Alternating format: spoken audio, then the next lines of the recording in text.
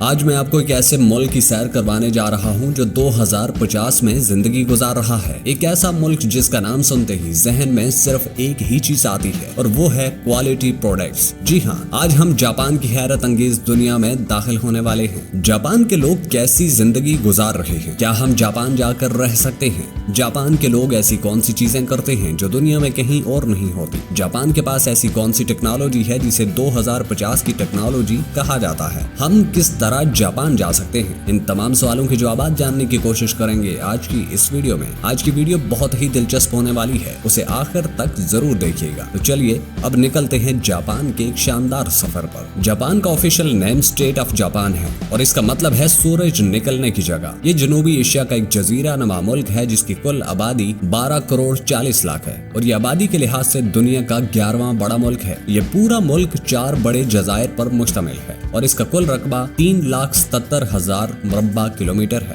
Japan دنیا کی سب سے زیادہ عمر پانے والے لوگوں کا ملک ہے، جہاں کے لوگ صحت مند غذا کھاتے ہیں اور روزانہ ورزش کرتے ہیں۔ جاپانی لوگ انتہائی محنتی ہوتے ہیں اور اپنے کام سے بے حد محبت کرتے ہیں۔ اسی وجہ سے جاپان ترقی کی راہ پر بہت تیزی سے آگے بڑھ رہا ہے۔ جاپان میں 98% لوگ جاپانی ہیں، جبکہ صرف 2% لوگ دوسرے ممالک سے آ کر یہاں آباد ہوئے ہیں۔ جاپان کی سرکاری زبان جاپانی ہے۔ جاپانی لوگ صفائی کے حوالے سے دنیا میں سب سے آگے ہیں، جہاں کچرا پھینکنے کے لیے مخصوص قوانین ہیں۔ جاپان میں جھک کر سلام کرنا ایک عام روایت ہے اور لوگ دوسروں کا بہت احترام کرتے ہیں۔ جاپان میں کرپشن اور جرائم کی شرح بہت کم ہے، جس کی وجہ یہاں کے سخت قوانین ہیں۔ جاپانی لوگ اپنی ذاتی زندگی میں دوسروں کی مداخلت پسند نہیں کرتے اور اکثر اپنے دائرے میں رہتے ہیں۔ جاپان میں ہر چیز وقت پر ہوتی ہے، چاہے وہ ٹرین ہو یا دکان کا کھلنا۔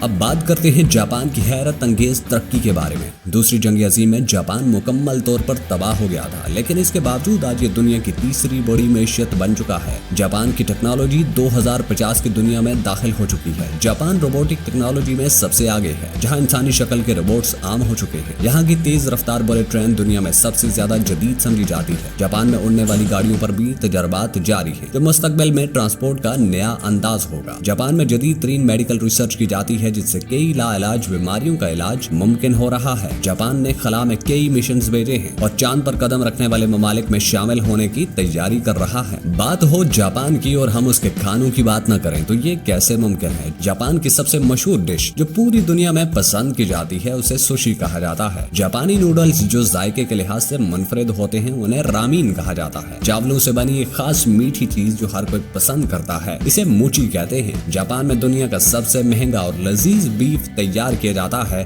جو واگیو بیف کے نام سے مشہور ہے۔ اب بات کرتے ہیں جاپان کے کچھ انوکھے پہلوؤں کے بارے میں۔ جاپان میں 50 لاکھ سے زیادہ وینڈنگ مشینز ہیں، جہاں سے آپ کھانے پینے کی چیزوں سے لے کر کپڑے تک خرید سکتے ہیں۔ جاپان کسانوں نے چکور تربوز ایجاد کیا تاکہ وہ فریج میں کم جگہ لے سکے۔ جاپان میں 300 سے زیادہ اقسام کی کٹ کیٹ چاکلیٹس دستیاب ہیں۔ جاپان میں کئی ریسٹورانٹ ایسے ہیں جہاں روبوٹس کھانا پیش کرتے ہیں۔ جاپان میں روایتی لباس جسے کمونو کہا جاتا ہے اب بھی اہم مواقعوں پر پہنا جاتا ہے۔ اب بات کرتے ہیں جاپان کی سیاحت اور مشہور مقامات کے بارے میں۔ جاپان کا سب سے مشہور مقام ماؤنٹ فیوجی ہے۔ جاپان کا سب سے مشہور اور خوبصورت پہاڑ جسے دیکھنے دنیا بھر سے سیاح آتے ہیں۔ ٹوکیو ٹیم لیب میوزیم، یہ روشنیوں سے بنا ایک حیرت انگیز میوزیم ہے جو جدید ٹیکنالوجی اور آرٹ کا بہترین امتزاج ہے۔ سومرائی گاؤں، یہاں پرانی جاپانی فلموں کے سیٹ بنے ہوئے ہیں جہاں سیاح جاپانی تاریخ کو قریب سے دیکھ سکتے ہیں۔ کیوٹو کے قدیم مندر، یہاں بدھ مت کے کئی پرانے مندر موجود ہیں جو جاپانی ثقافت کی